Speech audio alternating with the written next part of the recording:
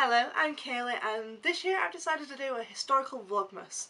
This is where each day I look into something historical that happened on that day and share it with you. So to kickstart this historical Vlogmas, I decided to talk about two different things.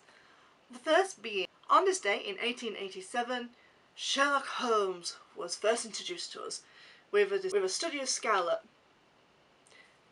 I really like the fact that this book came out on the 1st of December in 1887 as a way of being able to market it for Christmas. I find that very interesting, and it shows that marketing itself has not really changed for quite some time. But this was the first time we were ever to meet the iconic image of Sherlock Holmes, this tall, dark individual who is very, very smart. And the fact that it came out on this day is very interesting to me. Second thing I want to talk to you about is on this day in 1995, a young woman named of Rosa Parks was arrested for refusing to give up her seat for a white passenger. Rosa Parks was a seamstress, and she never really, broke the law. She never did anything that was out of the ordinary. She lived a normal, quiet life. Obviously growing up in a world where she was seeing her people, as it were, being mistreated for the colour of their skin. Obviously eventually something snapped.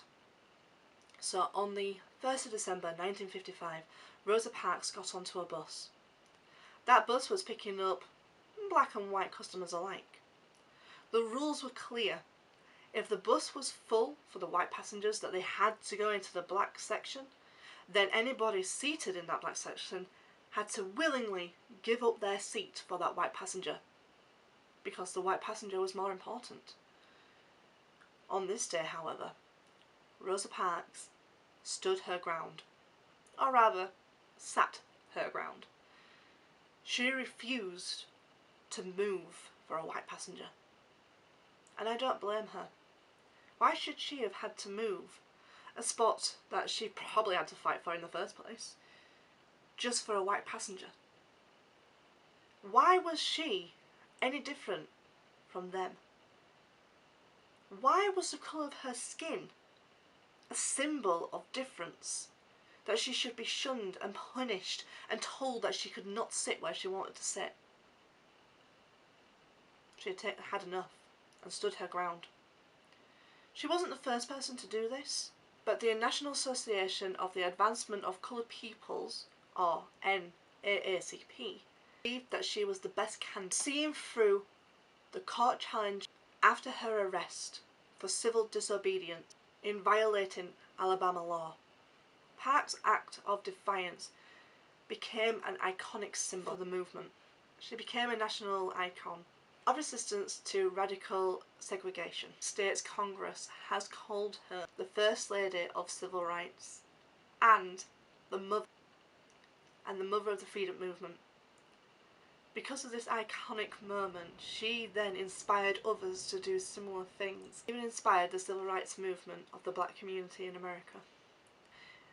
Wildly known for Martin Luther King and his speech on freedom.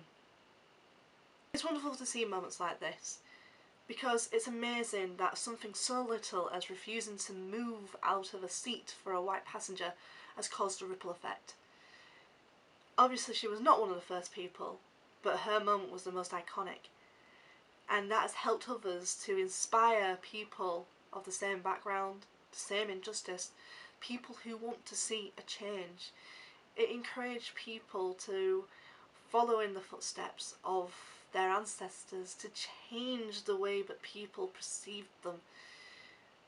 These are people just like you and me. They bleed just like you and me. They have a heart just like you and me. And they unfortunately are judged because their skin colour is different. I want to say things are better, and in a lot of ways it is. In a lot of places it is. But also there is still that segregation. There is still people discriminating people for, well, anything that makes them different, really. I like learning about these moments. Rosa Parks' defiance was simply, let's say, a small stone dropped in a river. She caused this ripple effect, and only goodness can come from things like that. Thank you for watching this historical Vlogmas. I like to learn more stuff about these sort of things. If there's anything you could recommend to me, do let me know down below. And I'll keep posted for my second Vlogmas. Until next time, goodbye.